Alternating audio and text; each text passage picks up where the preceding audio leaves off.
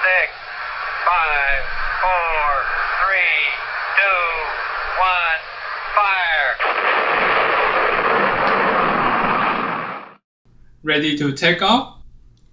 Welcome to our session. We are about to land how CloudDragon turns a nightmare into reality. We are Team T5 from Taiwan. In today's speech, we are going to share how CloudDragon, the APT group, operates up in the sky and how all the things go into the reality. My name is Zhih-Lin, or you can call me Linda. I'm currently working as a Senior Threat Intelligence Analyst in Team T5. I'm a frequent speaker to several international conferences, including COBU, HICCON, and etc. I also give lectures to different units and private seminars. I focus on APT attacks and financial intrusions. Hi, I'm Liao Zih-Cing. DuckLL is my personal ID on the internet. I am a threat intelligence researcher in Team T5. I have been invited to security conferences like COBU and HICCON, and I am responsible for improving automated threat hunting. This is the agenda for today. At the very first place, of course, we are going to clarify what the character or main character CloudDragon is, to give a whole picture of the CloudDragon we are talking about and its profile. And the part that will account for most of the speech is the techniques that they have been applied in their past attacks. Also, we will include several of our new observations on their attacks recently. At the very last part, we will go back to the topic, how the nightmare become a reality. So we will talk about our observation on how all the things go physically. So, who is CloudDragon? CloudDragon is a North Korean APT group. But there are so many North Korean APT groups. Which one are you talking about? Lazarus or DuckLL? There are a lot of names that you might heard previously, and that can be connected to the CloudDragon we are talking about today, including APT37 and Kimsuky. Several years ago, back in 2018, we connected the APT37 with the Kimsuky by the same shellcode we found. However, after years of sample collection and also more evidence you gathered and analyzed, we found that there are actually several significant differences between these two groups. As a result, we decided to go with this way. The APT37 remains to be APT37, while the Kimsuky group we divided into two different categories. For the Kimsuky, disclosed by Kaspersky back in 2013, it will become the KimDragon group on our side. And for the public known Kimsuky, which are the thing that you will read on news, they have been launching attacks in recent years, and also the Kimsuky disclosed in several security vendors' reports. This is the CloudDragon we are going to talk about today. So why do we divide it into two groups, and what's the difference? We will go it like this way to be brief and clear, divided by malware and the target. There are still something they share together, but there are differences as well. So what's the similarities? First, the target. Both of the group, their primary target are South Korea, for sure, because they are from North Korea, and the United States. And they are all favored in government agencies and education, including like university or research institutes. However, when we look back to its malware, they are using totally different tools. For CloudDragon, they use malware like Troy Bomb, roastme, Jambug, or you might hear others call it like Appleseed, and their favorite one, Baby Shark, Domurate, or Wild Command. And for KimDragon, they use variants from different malware, like the GoldDragon variants, which we call them Love XXX, or the Navred variant, or even MiraScript. And for the target, they are also different. We found that CloudDragon, they have a broader country favored. We've observed them attacking Japan and also several countries in the Europe region. But for KimDragon, we only found it attacking another Asia country, India. And for the industry part, CloudDragon has a relatively broad target scope. They attack financial institutes, energy, high-tech companies, and of course, aerospace and defense.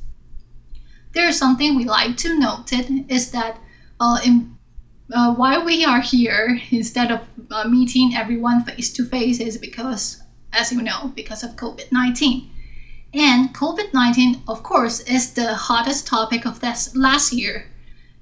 CloudDragon, similar to other APT groups, they use a lot of theme with COVID-19 to lure their victims, to lure their targets.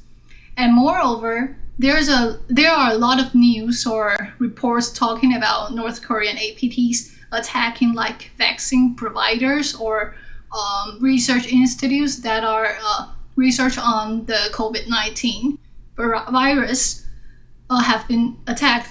Actually, that's the group they are talking about is the CloudDragon we are talking about today. In the following 2 slides, we are going to share how we put all the things together.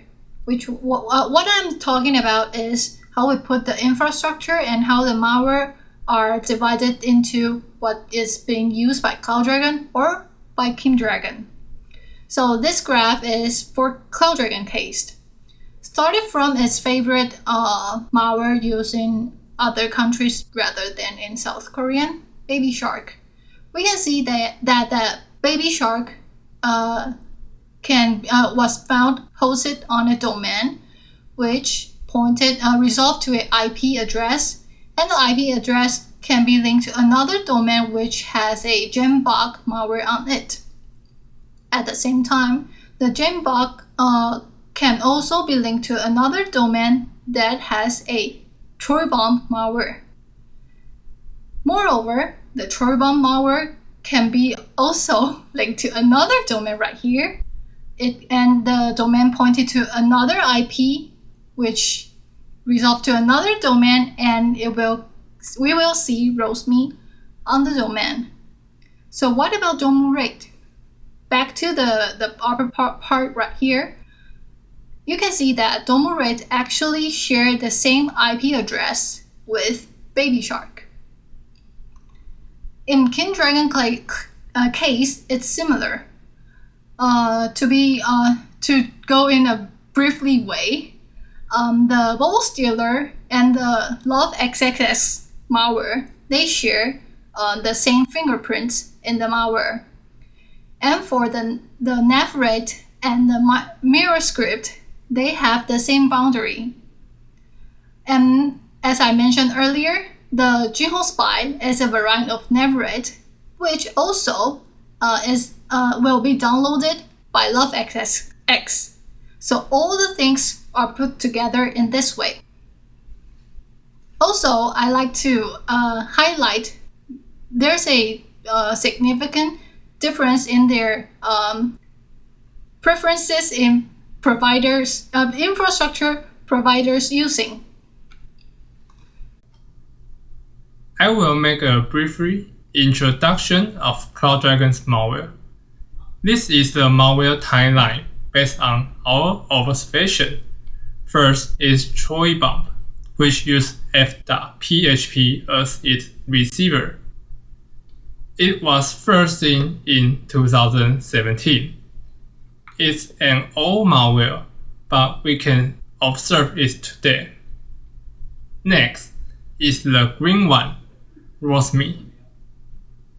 ROSME uses FTP as its communication protocol.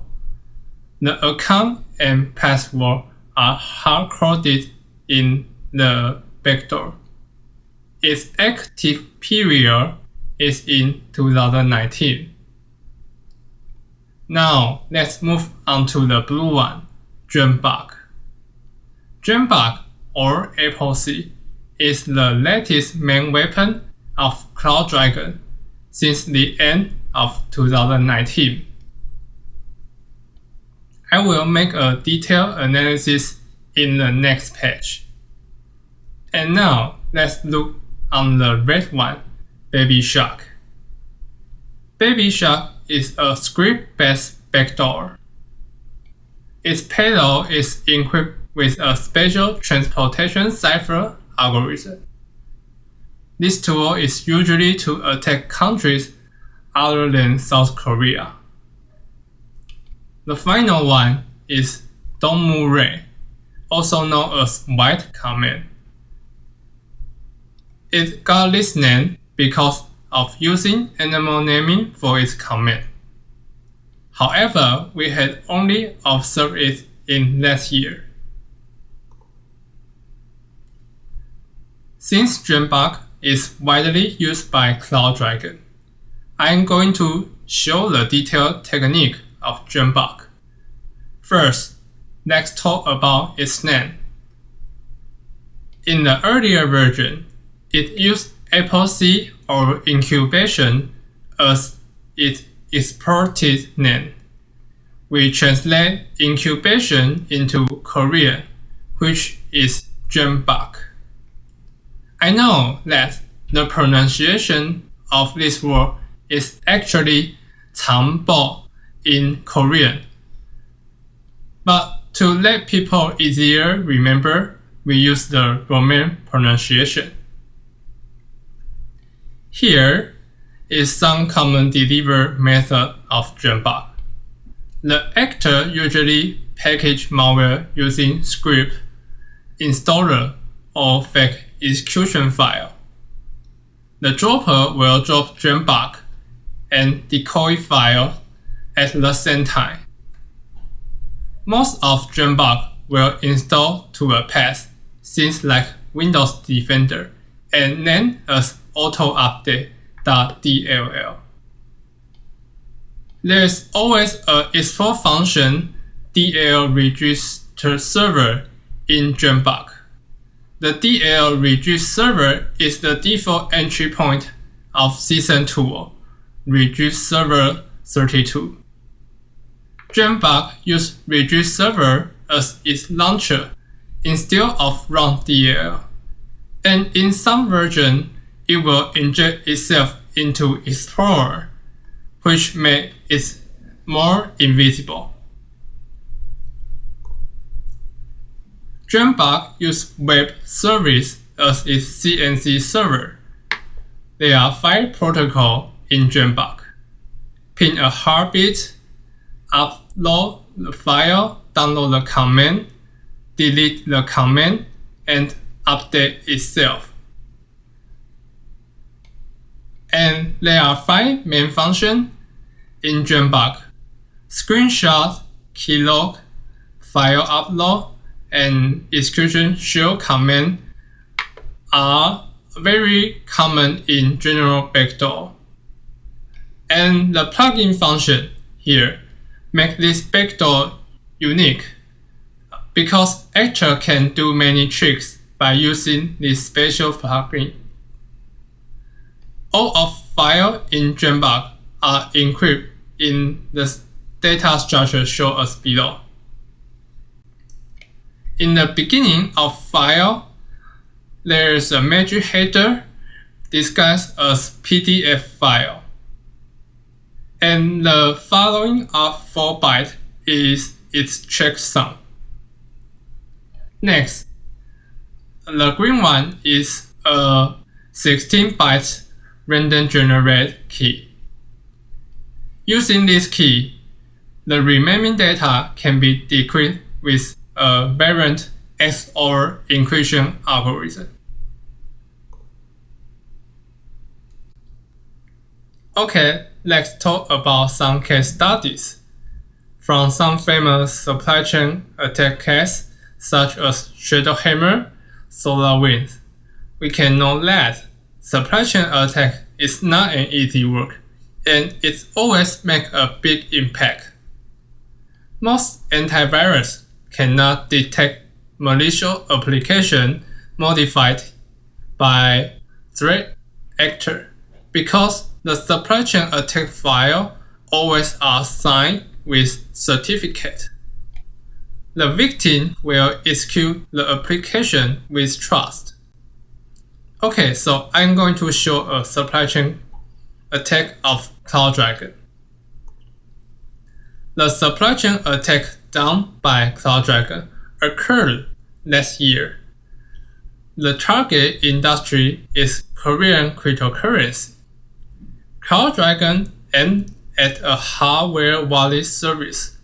Compared with software wallet, hardware wallet usually specialize in security, but it still needs software to access blockchain on the internet. They made a malicious version of its management software. The software is built in NW.js, a browser-based framework like Electron. The JavaScript files are compiled in NW.js. Therefore, we have high confidence that the actor matched the source code. CloudDragon changed the configuration file of the installer KASSE setup and deploy to the official site. If victim launch this installer, it will download a malicious management application KASSE from C2 compared to original one. In this malicious application, layer 3 file have been tampered with. Constant.bin, index.bin, and main.bin. We can find some C2 strings in those files. We surmise CloudDragon get lots of users' data and install backdoor, maybe jambug, to victims. CloudDragon not only attack computer users, but also mobile users. They deploy a malicious app to Google Play. If victim turn on auto update, the malware will be installed without notice. Compare with the original app here and here. The malicious one will upload users' data to C2 in the background. Moreover, an alert was issued officially. They warned users not to believe the content of email from hdactech.info. This domain does not belong to official. We surmise CloudDragon stole the database and delivered that email for phishing and install their malware. We put all mentioned indicators together and extend the connection using path DNS, subdomain, and service providers. As we can see from the graph, all of them are related. The service provider are the same as CloudDragon used before. We discovered a jambug C2 use related domain. Therefore, we attribute this supply chain attack to CloudDragon. Finally, we surmise they will stranger infrastructure by using those virtual money obtained from this attack. The next is the phishing skills of CloudDragon Group. I guess most of you are trying to turn down the volumes or skip this session for now because you will think that, oh my god, it's another phishing. Every IPT groups use phishing. It's not a news and it's nothing different. I won't say CloudDragon is the best in phishing among all the APT groups, since you have to have the whole picture of all the APT groups to say so. But we believe that they definitely rank in the top tier of in the phishing aspects. Why do we say that? In this picture, we can see 3 different portals that's mainly used in Korea, but also elsewhere. In the middle is the login page of Apple ID. Some of you might confuse now. Is Apple popular in Korea? Actually, although Samsung, they have the greatest market share in either mobile or laptops. However, one of the reasons they can have that kind of market share is because they have they cover all kinds of models to different users. But if we look at the numbers in the most popular mobile phones in South Korea back in 2019, I guess, we can see that 3 of them are actually iPhone, and that's only for the mobile part. There are a lot of users also using Mac in Korea as well. So Apple, the login page of Apple is actually quite normal in Korea as well. On the left and on the right, they are both North Korean local web portal, Daum and Naver. And together they accounted for more than 80% of the market share in the portal market. So what's the connection of these 3 public service with CloudDragon? They abuse them. So these 3 public service are all abused by CloudDragon Group in their attacks. But that's not the whole story. The graph shows started from an IP owned by CloudDragon. There are different domains created by the group. And we can see there are 4 different categories that are quite stand out from others. On the 2 part on the left and the right, it shows what I mentioned earlier, Daum and Naver. However, we can also see them using Outlook and Google, which implies that they are not only using the domestic service, but also to the global service. So their targets are not only inside of Korea, but also to other countries in other regions. These are the other targets that have been targeted by CloudDragon Group. As you can see, they are from different universities, and actually 3 of them are all famous one in South Korea. I won't name it out, but all of them are for sure targeted by the CloudDragon Group.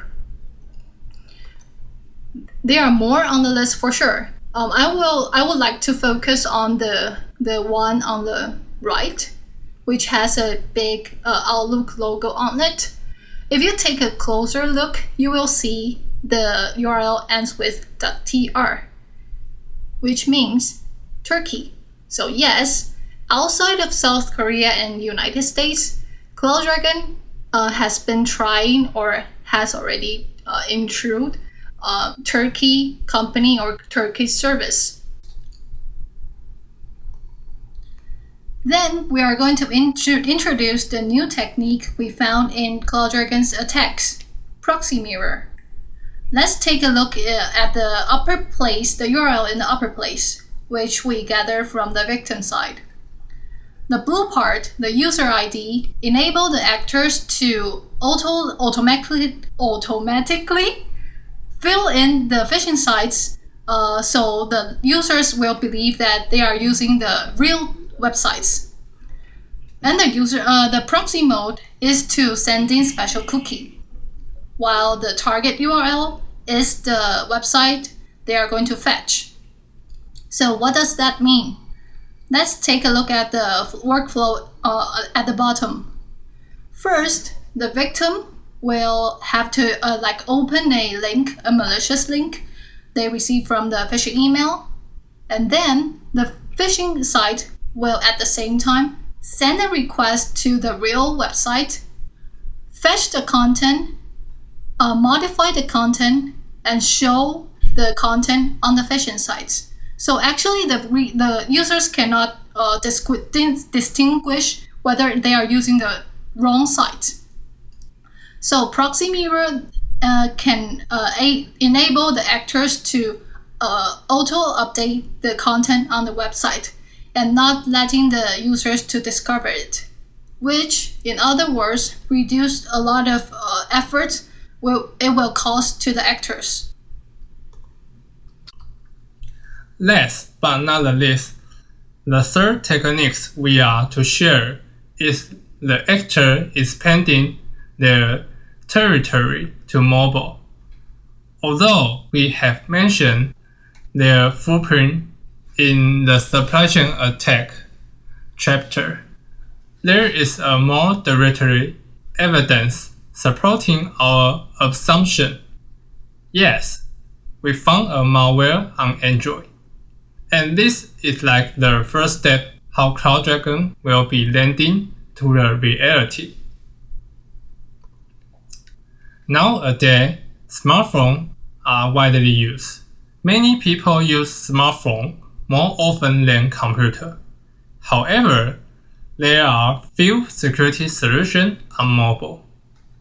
Therefore, smartphones have become a new target of APT groups, and CloudDragon is no exception. We observed an Android malware in the wild. It used the same magic header and similar file encryption structure as Dropbox on Windows. Here, the PDF-like magic header. Moreover, the URL pattern is the same. Thus, we believe this is an Android Dropbox. Some functions of Android Dropbox are like those on Windows. It can upload file, execution shell command, and update itself. For smartphone, it was add new SNS related functions. Look here. This get all SNS function will package all SNS into one file and compress with zip.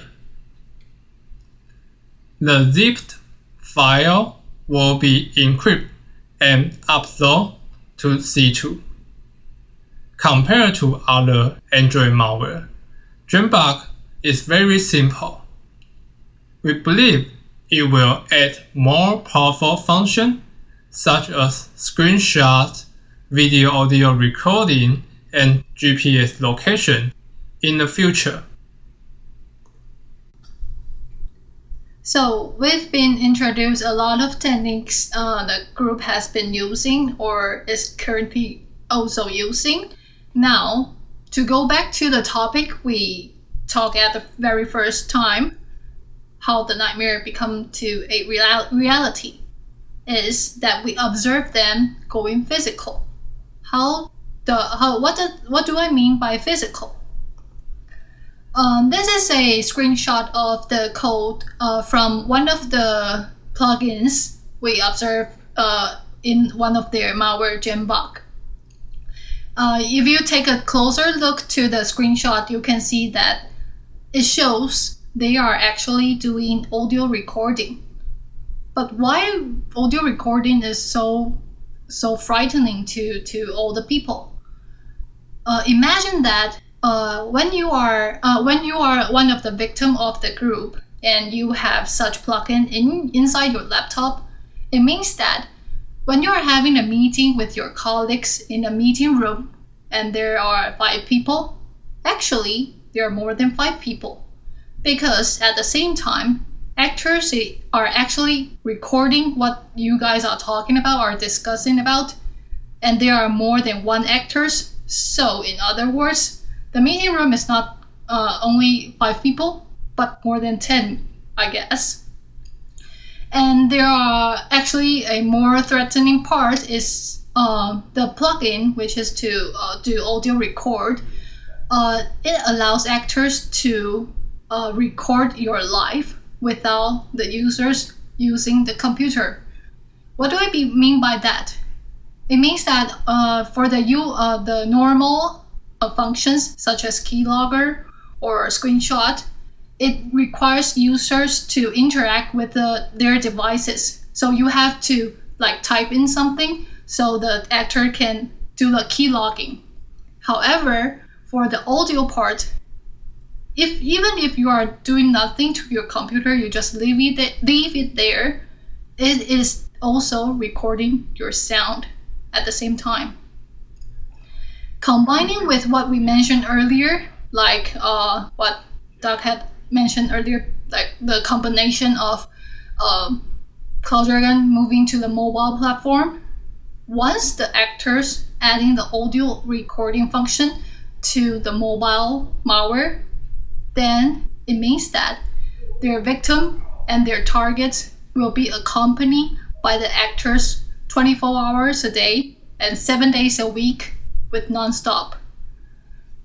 So I hope we won't get all of us won't get into nightmare tonight. So I'm going to stop right here and do a quick wrap up. There are 3 key takeaways we mentioned earlier, and we hope our audience can learn from it. First, the actors of CloudDragon, they are capable of launching supply chain attacks. As we all know, that supply chain attacks, it requires more resources and more techniques to be involved. This is not going to be a one-time attack. Once you have the ability to launch such attacks, it will only be more attacks observed or not observed in the near future. So we would like to advise all of the audience to take as an alert to your own unit. The second part is they are improving their phishing skills. They are not only applying the traditional ways like spear phishing emails, sending to their victims or so on. They are trying to reduce the efforts caused to their actors and try to make all the things into automated, so they can have time and have the resource to invest to other development on malware or on the techniques they use.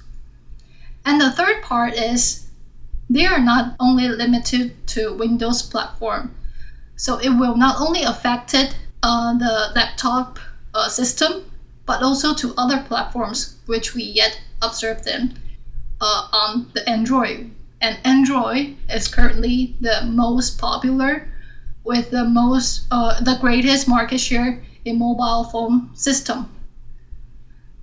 To finish this talk and to conduct our research, we have a lot of reference from different reports and from different researchers like we show here. So thank everyone. This is the end of our speech. Thank you for attention. May you have many other further questions, or you want to discuss more on this group or their techniques we mentioned earlier or so, please contact us at our email. Thank you.